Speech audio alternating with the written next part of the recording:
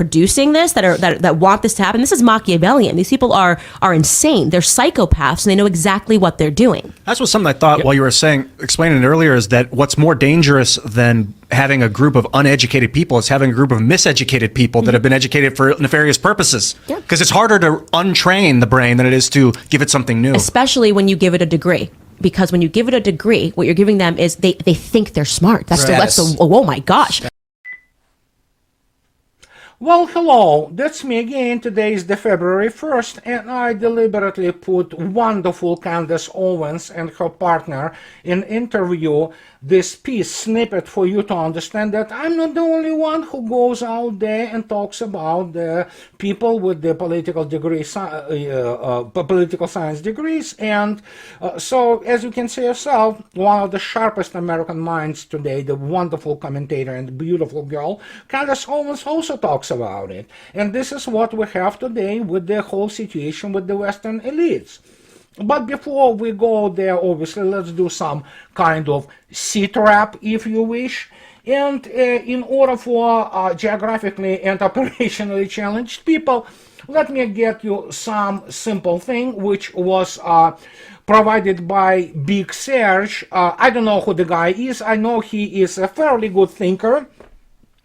And so here's the simple map of the what is called Bakhmut Artyomovsk, and this was yesterday actually. Today things obviously look a little bit different because we know that actually some units of Wagner and Russia's armed forces are fighting already next to the center of the city of Bakhmut, and we're talking by different estimates about what?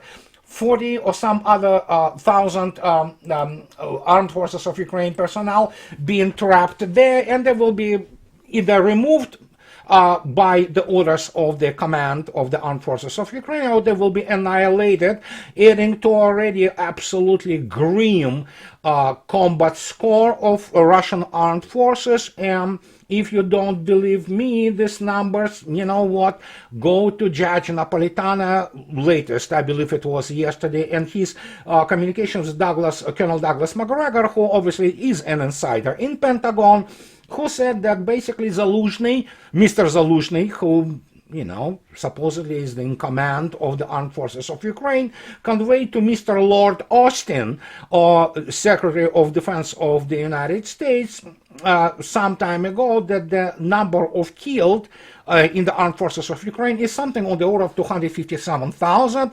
There is another number circulating which is 322,000. So again, as I state, the numbers are catastrophic, and again, just go and listen to Judge Napolitano and Colonel Douglas McGregor, who obviously has much deeper roots and much deeper connections in Pentagon and that environment in general than me. And obviously he Mr. McGregor known to have communications and connections to Mr. Trump, and he was once nominated for the post of the ambassador, U.S. ambassador to Germany, which of course was sabotaged by Democrats. But you know, what do I know? Just talk to the guy. But before we go with the situation with the Bakhmut and the whole collapse of the front, pretty much. I'm not talking about all those tactical movements here and there by armed forces of Ukraine, like attempts to amphibiously land a couple of the boats or full of the what amounts to kamikaze, which already have been annihilated. They are desperately trying to provide some kind of the picture, but it's impossible to provide it anymore because, as I already stated, Russians decided to finish it off once and for all. How far will it all go again? I don't know. I don't read the mind of the Russian general staff, but it is clear that as many people begin to suspect now that Ukraine will not exist as the state at all. But we'll see. You know, don't ask me about this. Now, let's go a little bit further.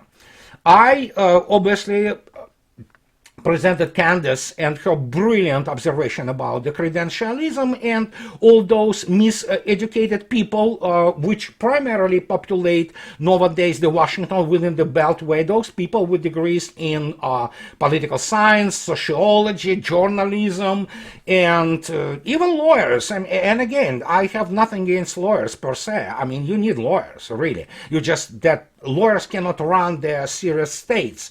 As such, because they need to have the other, not credentials, but skills and abilities to run states such as the United States, let alone run or guide states like the United States when it is in de facto war, especially with such as they consider the easy target as Russia, which of course they now are changing their mind desperately. But to demonstrate to you how bad it is all, and it all got both for Pentagon and so-called intelligence communities, here's Mr. Lipscomb, Thomas Lipscomb, who, by the way, commanded armored units himself, and I know him personally, we communicate. Look what he wrote at Larry Johnson's blog a couple of days ago.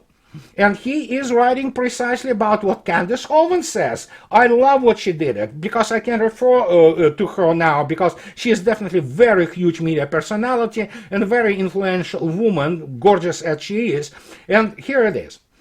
And instead of planning its objective and evaluating what manpower and equipment will be required to achieve it, the American NATO defense establishment jumped right in and waited until the beginning of 2023 to announce two studies by a Center for Strategic and International Studies and RAND projecting rough prospect. This may not be too surprising given the careful avoidance of anything as tacky as actual military service by anyone in the Biden administration. But they do have strong national security, quote-unquote, opinions nonetheless. And they overrule any senior military officer who raises glaring military issues that might differ with their PR objective. And that is the only word they and the Zelensky government are really concentrating on. Oh my gosh, this is just cuts to the heart of the matter. And this is the only word they can handle, actually. They don't know any other war. They don't know how to fight real war. They never did. Fortunately for Biden national security flank, today's American military appears to be commanded by the most astounding assemblage of carefully selected moral cowards in our nation's history. I mean, it's difficult to disagree, because obviously when you begin to look at those credentialed people, even those people with the military background like General Keane, General Petraeus, General Kellogg, General this and that, I mean, what did, I am on the record, I will be repeating this ad nauseam. What did they win in their life, ever? They lost all their wars, they lost all their campaigns, and so now these are the guys who basically live off their, fat teeth of the state of the United States, and they just basically promote them themselves. They won't be able to command serious army. They won't be able to command serious army in the combat conditions, such as the modern combined arms warfare, and such as the scale and scope of the operations Russians do in former Ukraine. They will not be able to do this. They don't know. They don't know even what to be under the enemy's fire when you have their barrage or the salvo of the cruise missiles, which you cannot intercept, and your headquarters go in flames. They never fought anything like this.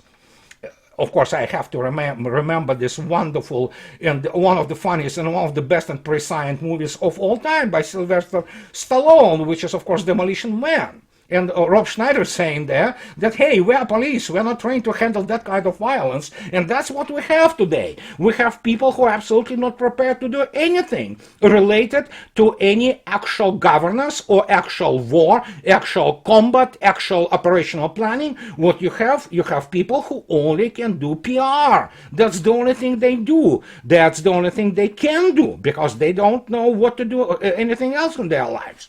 And then we go and we develop this, so to speak, situation even further. In Focus, the very popular German magazine, on the 29th, 3 days ago, they come up with this guy, Friedrich North, who is the heir to Angela Merkel fortune, so to speak, as the big honcho in Christian Democratic Union of Germany. This is the party of Cox, and he writes about the fact that "Wir im Krieg mit Russland, nein, Frau Baerbock," which means, of course, we are at war with Russia, no, Frau Baerbock. And he begins to now try to prove that Germany is not at war with Russia, which it is.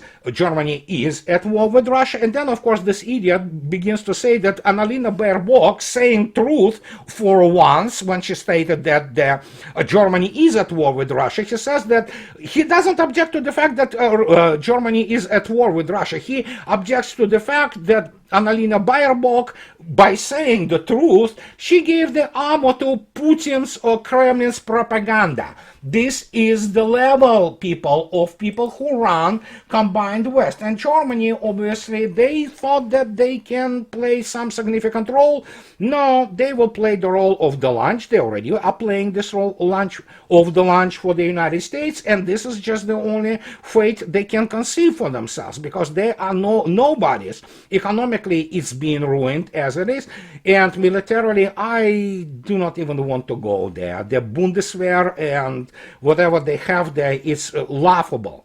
And obviously, if they want to supply those Leopard tanks, Leopard 2, they're not going to exist for a long time on the battlefield. So I think so that most of those tanks will be withdrawn primarily to the rear, and maybe act as the field artillery, maybe the and you know what? I don't even know what those people think about. But obviously we have the other clown, which is Mr. Macron, who talks about now supplying jets.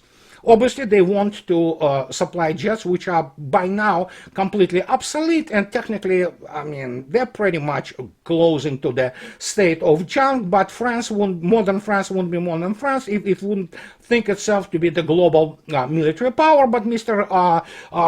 Macron stated just one happens, on Germany, that sure, we can send those Mirage 2000 or what have you to Ukraine. Sure. Let them send this. We'll see how much they will lose even before they take to the skies. But then, of course, Russia already stated officially that any NATO plane which lifts off, so to speak, or takes off from any airfield in NATO country, this airfield becomes their legitimate target. And Russians, believe me, can bring the firepower which will obliterate those runways and the air bases just really in a very short time, very effectively. So there we go. So you have those credentialed people who continue to, just try to one-uppance on each other. And then, of course, we have the other great, so to speak, nuclear power. And really, if to believe it, I don't know how to judge it anymore, UK nuclear sub-reactor repaired with super glue. According to a detailed report by the outlet, which is The Sun, hey, keep in mind, The Sun is the British tabloid. That means most of what they print is a bullshit. But still, they report this, that according to a detailed report by the outlet, workers allegedly used super glue to fix a number of broken bolt heads used to hold together coolant pipes in the nuclear reactor of the HMS Vanguard. Yes, what's the big deal? Of course, what can possibly go wrong when you have the cooling system of the nuclear reactor of the strategic missile submarine being held together by the super glue? I have no words to describe to you people that's what is going on. But when I speak about this constantly for the last 9 years, that the West is collapsing, the situation is dire, that we have the situation with the loss of all kinds of the competences and expertise, hey, if this not is a good demonstration of it, I don't know what is that. And we do not stop here. Now we have these guys. And this guy obviously is none other than Mr. Melnik, and he wants now the supply of the submarines to the Black Sea Fleet. I understand that Boris Johnson, with his degree in English literature, understands a lot in the anti-submarine warfare, and he wants to obviously provide Ukraine with whatever. Yeah, how can you go wrong when you have degree in English literature, and you know everything you need to know about the anti-submarine warfare at the Black Sea theater of operations. But here it is. Speaking of Ukraine's ambition to kick Russia out of the Black Sea, the diplomat, Mr. Melnik, pointed to Germany's class of six Type 212A diesel electric attack submarines, asking for one of them, and a German frigate, the Lübeck, which was taken out of service last month. So, you know what? If France wants to supply their submarine to Ukraine, that will be fascinating. It will be downright amazing, because obviously it will give a very good training in practice for the number of the Russian state-of-the-art diesel SSKs of the Project 636 out of Novorossiysk. Obviously, the 69th Brigade of the anti-submarine warfare from the Streletsky Bay in Sevastopol will be happy to do this. And of course, you have this truckload of the patrol and anti-submarine warfare aviation there. They would love to see what happens with this submarine if it somehow escapes the annihilation in its port of in its base, because Russians will know where it is, and they will send a couple of Mr. Onyxes or Mr. Calibers to kind of deal with this. It's fascinating. You look at this. It's a train wreck which I cannot emphasize enough how bad it is. And again, I love what Candace says in the beginning. You literally have people who are morons. They have no professional abilities, no professional qualifications or expertise in anything, and yet they continue to run the West into the ground. Basically, the West, Europe is done. I mean, I'm on record, but now we have these guys playing with those ridiculous ideas, and this is not it only. So, and now you have the other US lawmakers, and you have guessed it. Those two lawmakers, one senator, another congressman, they are lawyers. They never served a day on a freaking even inflatable boat. But look what they say. They say that lawmakers, yes, Submarine Force can help check Russian ambitions in Ukraine.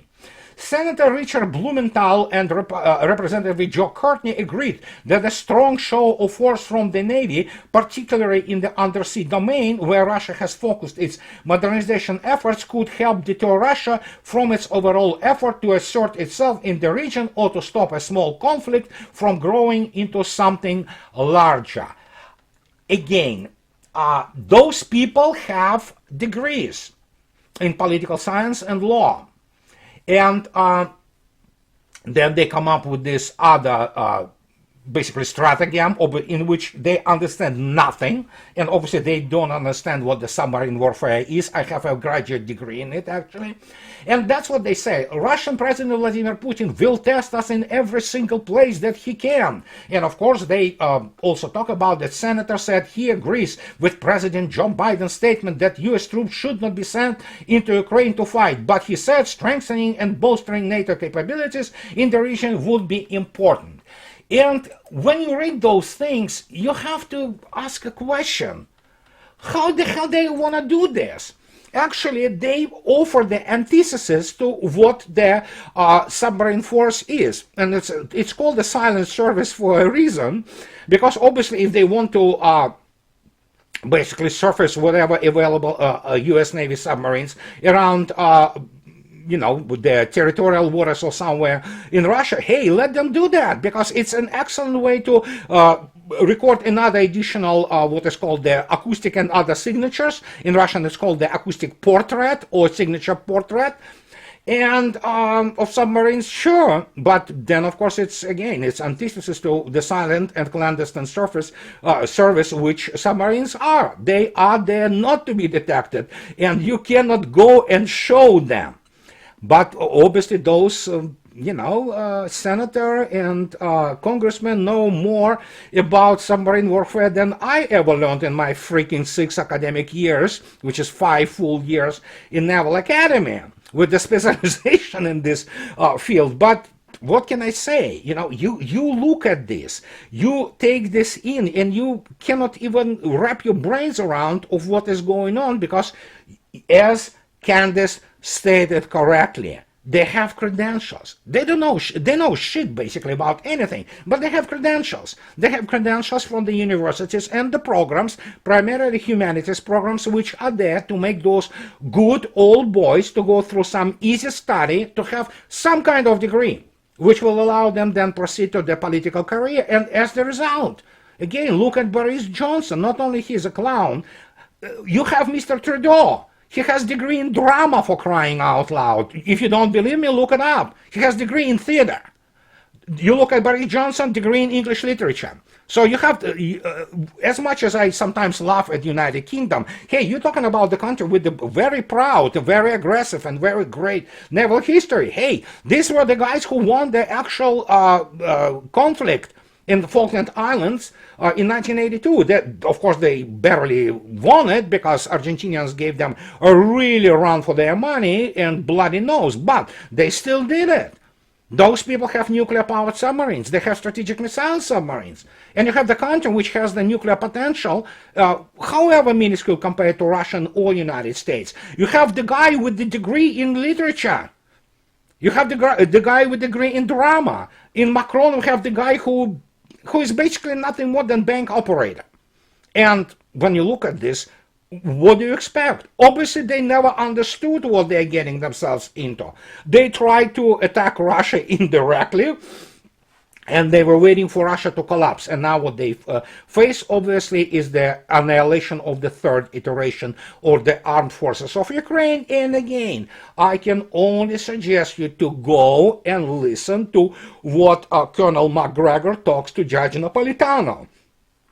I will leave the link to this video below my video, this video. And again, primarily, with the single exception of the Solzhenitsyn quip from McGregor, which is completely baloney and absolutely ignorant on this in this particular respect, you have to understand most of what he says. It's basically in parallel what I'm saying, what many professionals were saying for years. And United States, let alone Europe, they are not only not prepared, they cannot physically fight Russia.